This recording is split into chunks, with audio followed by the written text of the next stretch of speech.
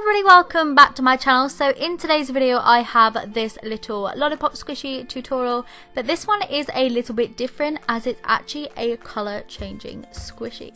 So I'm super excited to bring you this and show you it. I do want to take a second to apologise for the lighting again. I am still working on it, but I'm almost there, so hopefully you can just bear with me.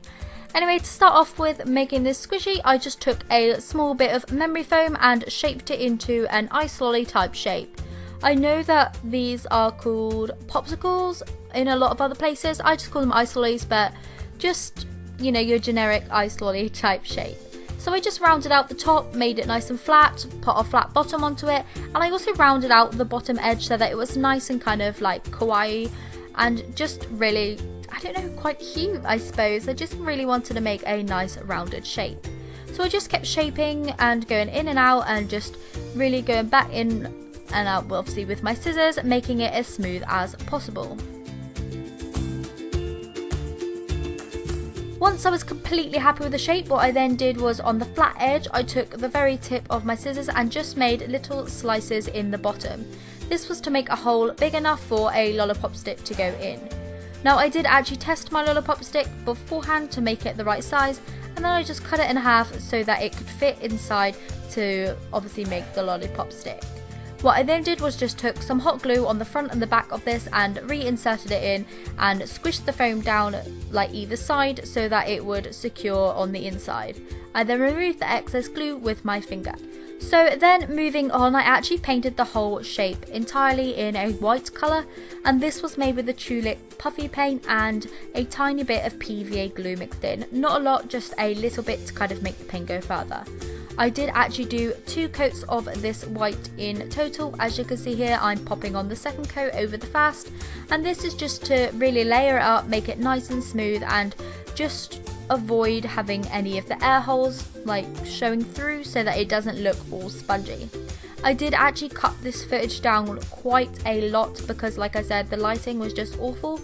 I think I've kind of got it, by the way, like towards the end of the video a little bit better, but I really am going to have to buy some lighting, as relying on natural lighting in the summer, like I thought it was bad in the winter, but when you have the sun peeping through making it all bright and then it goes really dark and you just can't control it, so I definitely have to invest in some lights. So I'm going to look to do that on the weekend and just see what I can kind of find on the internet, everything, so hopefully I'll have it all sorted for you soon.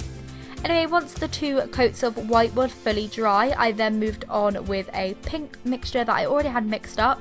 This was just pink puffy paint mixed in with some white, and I had this actually left over from the watermelon squishy I made the other day. This was the actual colour that I made in the middle.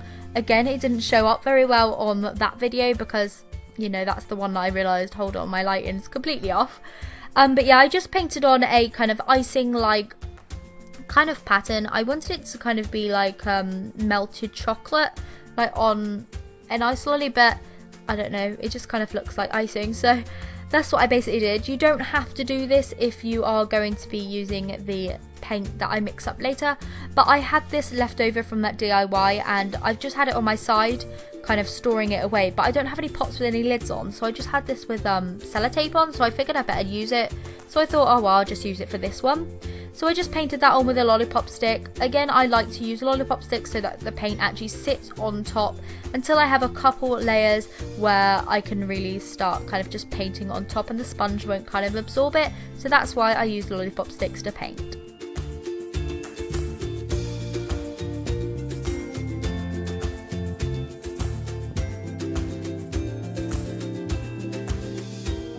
So once the pink was fully dried, as you can see here, this is the actual colour of that pink.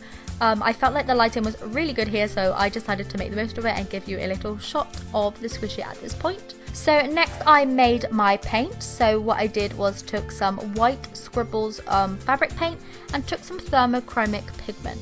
This I actually bought online and it was from a website called SFXC, I think that's right. I'm not really sure. I'll leave the link to it in the description below, but basically it's just a paint pigment that you add to any paint, and you can choose the colours that you want it to be. So I wanted mine like the purple to pink one. I think they had a yellow to orange and like a green to blue, something like that, I'm not really sure. But I wanted the pink and purple one as I thought it would be super cute.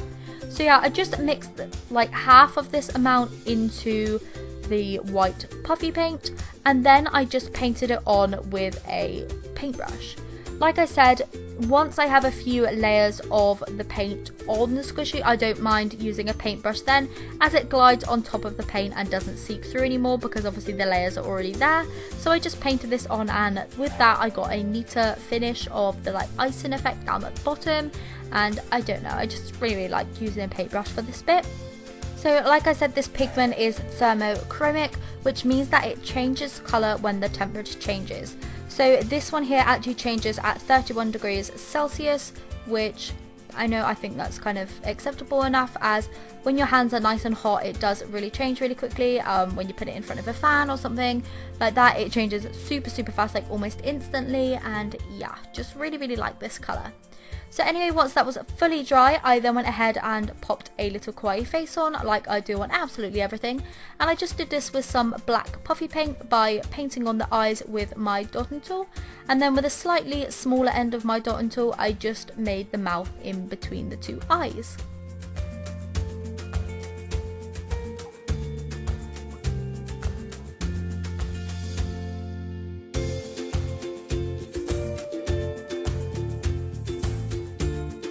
I then went ahead and added 2 little dots of white puffy paint in each of the eyes to add a little bit of highlight to those. I did actually realise here that there was a little bit of black missing, so I popped that back on. And as you can see here, where I rested my finger, it kind of changed to pink, so oopsie, spoiler alert. Yeah, so then what I did was took some pink puffy paint and I just kind of added 2 bits of blush either side of the eyes.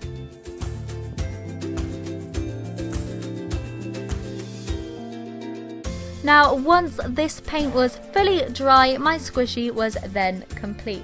So this is where my trouble kind of began, trying to show this up on camera, as obviously I like a really bright image, but this doesn't really help when trying to show colours. So yeah, as you can see here, every time that I touched the purple paint, it just changed to pink. I found it so exciting. I'm not gonna lie, I absolutely love this. I think it's so cool. Like whenever I've seen those smushy mushy ones, I absolutely love them, the colour changing ones, but I haven't got my hands on them yet, so I'm really excited that I've kind of managed to make my own. As you can see here, I did make the lighting a little bit darker on my camera so that you could kind of see the colour changing a little bit better. I thought that would really help kind of show up the different colours, although it isn't very appealing, but it does show the colour changing process. So I hope you don't mind that. I just figured that it would be better to kind of see the colour changing magic was a bit darker than just it all being kind of washed out with my usual camera lighting. So a little bit of information on the pigment. I bought it from the website that I said about. I'll leave the link in the description below. Wasn't affiliated, nothing like that. They don't even know who I am or, you know, that I'm buying it. So yeah, I just bought this off my own accord because I wanted to test it. I'm really happy with how it turned out. I did actually only buy a sample size. I bought just 1 gram of it. You can buy it in 25 grams, 100 grams, 500 grams, like lots of different amounts if you're going to be making loads of things. I just bought the sample one just to test it out. I think it cost me about £3. That was including postage to where I live. It is from the UK, going to the UK, so postage wouldn't be too much anyway. But yeah, I think the 25 gram one is about £5 or £9. I'm not really 100% sure. It's definitely less than £10. And as you've seen here, I used half of the amount like of the packet. So you're really talking about £1.50 to add to the puffy paint that I already had just to make this one and the effect that I had here. So I'm really happy with the pricing and stuff of that. Now, as you can see here, this is where I finally feel like I figured out I've got my lighting right on my camera, as this was just picking up colours so much. It wasn't super dark, and I just feel like this lighting is probably the best that I'm going to get at the moment without artificial lighting. So yeah, that took a lot of playing around to get this lighting. So let me know what you think about this this tiny little clip here where you can actually see the colours of everything, because I was super excited when I finally got this shot and this lighting. So yeah, I hope you enjoyed this video, and I'm sorry again for the quality of it. I just really tried to kind of pick up the colours and stuff like that, as I feel like seeing them on this type of video was much more important than having a really bright screen. I'm going to totally stop rambling on about the lighting now. It's probably annoying you even more than the lighting actually is. So yeah, I just want to say a huge thank you for making it to the end of the video. If you did like it, please give it a thumbs up, and I'll see you in tomorrow's one.